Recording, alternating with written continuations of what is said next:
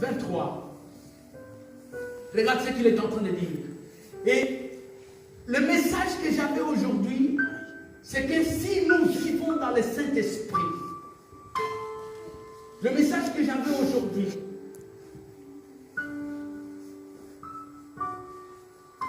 c'était le message qui veut dire, si nous vivons dans le Saint-Esprit, nous sommes des personnes qui peuvent apporter beaucoup de choses dans notre monde aujourd'hui. Beaucoup de choses dans notre monde aujourd'hui, parce que Dieu n'a pas de limites. Les limites de Dieu sont nos attitudes. Les limites de Dieu, c'est nous qui sommes nos limites. Dieu se limite avec une personne dans sa manière de voir, dans le paradigme de sa vision, de son cœur.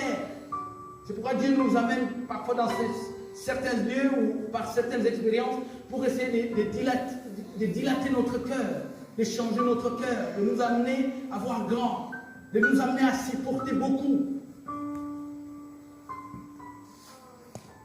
Dans l'Ancien Testament, Dieu a même donné des instructions à Moïse. Par exemple, lorsque Moïse commence à mener une vie remplie de tensions, remplie des intérêts de Dieu, remplie, il est revêtu de l'homme nouveau. Moïse est revêtu de l'homme nouveau. Dieu lui dit, construis le tabernacle. Il dit, Seigneur, je ne sais pas. Et il lui donne le modèle. Il lui dit, Seigneur, mais qui va être l'artiste? Et Dieu dit, il descend, il dit, j'ai choisi Betsalil et un autre Israélien. Il dit, ces deux personnes, je les ai remplies de l'esprit de créativité.